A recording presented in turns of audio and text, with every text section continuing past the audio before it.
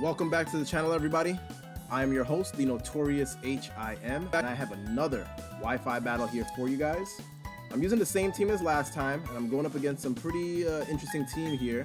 I just wanted to take a moment just to thank you guys so much for the support on the last battle. Greatly appreciated. Gained a couple new subscribers as well, so welcome to the party. We got an interesting one here. So I'm gonna lead WAP here, against my opponent. I think WAP plays the best role here in terms of the speed tier that he hits. So that's what I'm gonna do. He could go out into pretty much anything, and my play is still gonna be the same. He ends up going into the Spiritomb here, and obviously I am choice specs, so I'm gonna go for the Water Pulse here. And like I said before, this cat here, this is the wettest cat this side of the internet. So I'm gonna go for this Water Pulse here and get some big damage off, see how much it does. That's really what I'm looking to see here, is how much is this gonna do, so that's my play here. WAP's a pretty interesting cat here. He can do a lot of different things, so my play is to go into this and hit the Water Pulse, try to get a confusion off, see if we can get some confusion hacks. That's exactly what goes on here. Obviously, WAP is going to outspeed most of his team here. There's really nothing that's going to stop WAP from doing what he does. And I get the confusion, which is really good. He does get hit by the confusion. So now I'm thinking, okay, I could go for the Water Pulse again. Obviously, is looking at the damage, it won't kill him. But I'm going to try to play a little cheeky here. I know the Dazzling Gleam is going to, kill this basically. So I'm going to go into Espeon. This is a risky play because obviously he could very easily go for a Dog Pulse and kill this thing. So that's a very risky play, but I make it anyway. And I'm hoping he gets hit. Luckily, he goes for the Hypnosis, and I get an easy bounce back here. I'm doing next level plays. I'm in this guy's head. There's really nothing that he wants to do here. Now he's panicking, right? This thing is drunk and it's starting to go to sleep, try to sleep this off. But you're not going to sleep off anything because I'm going to Dazzling Gleam you. You're gone, bro. So after hitting this Dazzling Gleam, I'm feeling myself here. I'm like, okay, Espeon probably going to have a pretty good way to do some damage here. And then he decides to go out into the Houndoom. And now I'm getting scared because obviously he can Sucker Punch. I am faster, but he's not going to live the Dazzling Gleam. That's one of the things with using the Scarf on the Espeon, is that you're losing that power. So I don't have the power to take this thing out. So my best thing here that I could really do is just go out into something that could probably handle this. Go out into Quagsire, go out into Cobblepot, something that's going to be able to handle this better, because at this point in the game, he's down the Spiritomb, but I don't really want to lose my Espeon for free here. So I decide to go out, and honestly, the best thing for me to do would have been to go out into Cobblepot, but I'm thinking, I could probably get that Choice Specs Water Pulse off. So what are you really gonna do, right? I'm probably gonna live anything you go for. He goes out and goes ahead and nasty plots, and now I'm getting real scared because this thing is a threat. When you nasty plot a Pokemon of this level with this type of stats, you really don't want to play. I could get swept here, so I'm definitely gonna go for the Water Pulse. That's gonna do the most amount of damage. I'm honestly hoping it's gonna kill it. It brings it down to about probably 20%, probably less, but I do get the confusion, so I'm really hoping that the confusion is able to hit this, but he gets off the Flamethrower, and obviously the dog beats the cat today. With the +2, there's really nothing that's gonna really live that, and obviously WAP is not the most specially defensive, so now I'm thinking, okay, I have to get this up out of here, because if he starts going for more nasty plots, I really don't want that kind of smoke. So I go out into Top Gun here, and from this level, obviously, he would have to be Choice Scarf, which he isn't, to outspeed. I go ahead and get the Facade off, and if you saw my last battle, Top Gun. Top Gun can mess things up here. So I go for the Facade here, I get this thing off, and really and truly, there's nothing that he can really do. Like, now that I have the Facade, obviously it's going to be a real bad day for my opponent. What can he really go out into? He ends up going into this Heatran here, and now I'm thinking, I really can't do anything to this, so I got to get up out of here. I go ahead and U-turn and, get a little bit of chip damage off, just to, kind of see what he's going to work with. Obviously Heatran can do a lot of things. I'm thinking that he could probably, Stealth Rock. So if he does, I don't have you know, any other way here. I mean, I could obviously go out into Quagmire, Cobblepot, but I decided to go out into Espeon thinking he's gonna Stealth Rock, so I could bounce those back and get Espeon the thumbnail here. But he goes ahead and Stone Edges, which isn't that big of a deal. Obviously, you know, he does live it. And now I can start doing some future sight shenanigans. I can start looking into my crystal ball and start seeing things. And that's exactly what I go ahead and do. I future sight here, start doing some witchcraft, and you know, start looking into the future here, see what's gonna happen. He Magma Storms, so this Heatran pretty much burns me at the stake here for witchcraft and takes Espeon out. So that's not too good. He does get the critical hit. I'm not sure if it mattered or not, but honestly, that's not too good for me because I was really hoping to use Espeon to get these future sight shenanigans off and start damaging his team. So I go ahead and I bring in the Quagsire here.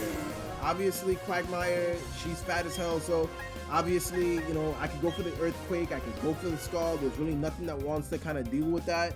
And obviously, I could get the burn when this goes out because this doesn't want to deal with a Quagmire. So he goes out into the Executor here, and that's a little scary. You know, obviously, he could pack the Grass move, you know.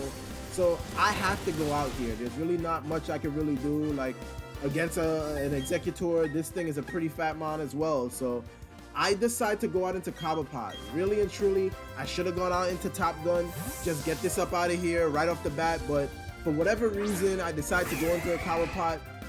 Because I am packing the Ice Beam, I don't know what he's going to go for. I don't know if he's physically, I apologize, specially defensive, specially offensive, really don't know. So judging from this damage from the Espeon, it's very clear that he is specially defensive. So you know, obviously, you know, going out into something that could deal with this a little bit better would be the best thing right now. But I'm thinking, you know, I could probably take it out, probably get a freeze with this Ice Beam, and that's what I incline to go for. So I go for the Ice Beam here, and it does take it down to below half, but guess what? Pops the Citrus. And that's a problem because it's so fat. Now, you know, he tries to Sludge Bomb, but obviously it's not going to affect Empoleon here. These two fat mons go to war, and, you know, he's got the lead seed, so the Executor is going to win this battle. You know, I decide here, you know, I really would like to get my Stealth Rocks off at this time because nothing coming in at least would be able to kind of deal with that. It'll get chipped down a little bit, you know, and that's a good thing for me. So I go for the Stealth Rocks play here, and I think if I'm not mistaken, he goes for the Sleep Powder. Yeah, so he hits the Sleep Powder, and now my own Empoleon is drunk here, and now he got to sleep it off. There's nothing I can really do with this Cobblepot Empoleon, you know. He's not going to be able to do anything, so he's pretty much a factor here. But, you know, I'm hoping I can burn off a couple turns of sleep. If I can get the freeze off, that would make that a lot easier to deal with because nothing really wants to take a Sludge Bomb on my team and get poisoned or have to deal with that altogether. So looking at my team here, what I have left, you know, this is the only thing that really wants to take it. I don't want to bring in Gallade just yet and potentially get poisoned. You know, Gallade has bigger things in store that I have planned for him, so against this team. He ends up getting the Reflect here, and obviously it's very clear to me that this thing is trying to just live as many hits as possible. Obviously, this is his defensive mon here, so these two mons here, like I said, they're pretty fat, they're going to war, and because of that, Lisi, he's going to definitely get the upper hand here, but I believe his only attacking move is the Sludge Bomb, so I pretty much wall this. I mean, you know, either I go out or he does, and with him having the lead seed, I'm gonna go out here. I go out into Top Gun, even if he, you know, Sludge Bomb, I won't get poisoned because I'm already burned, so that's the good thing. Now he got the lead seed on Top Gun, so I really don't want to keep this in. At first I was thinking, you know what, maybe I can go for a Boosted Facade, go for a Brave Bird, something, you know, but now I'm thinking, okay, I'm gonna go for the U-turn because I don't want the lead seed taking away unnecessary health from Top Gun. He's already gonna be burning here, he's already gonna be losing that, and of course he has Harvest, so this is just gonna keep being a thorn in my side. These eggs have definitely broken me right now, and I'm thinking of a way out. The best play here, honestly, is to go out into Gallade here, get up some sword dances, start playing with some swords, see if I can take this thing out. And that's exactly what I'm inclined to do here. He goes for the sludge bomb. Doesn't do that much to me. I know from this range, I could go ahead and get this sword dance off real comfortably, you know, and he's not going to be able to do much. So that's what I do. I go ahead and play with these swords here, and I could easily go for a poison jab here, keep the tech just for the fairy types, you know, but this is going to come in handy here because now I'm going to get this big poison jab off. And I go ahead and hit that. It almost takes it out, and I do get the poison, which is good. The hack gods are on my side this battle, and I appreciate it. With that life orb, I was hoping it would take it out, honestly. +2, you know, you would think. But the poison goes ahead and takes him out, so I'm not too concerned with this thing. Now, my objective is to see what else I can take out, right? Nothing else wants to come in and deal with this. So, what do you have, sir?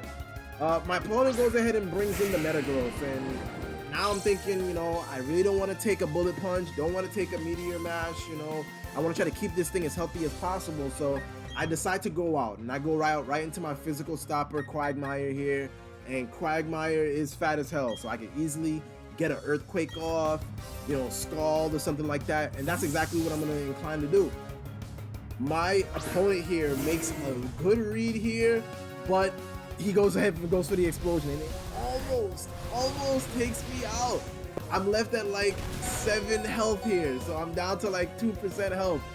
That ends up playing really great because this Metagross was a threat, so luckily Quagsire lives it, being so fat, and I start getting the leftovers off.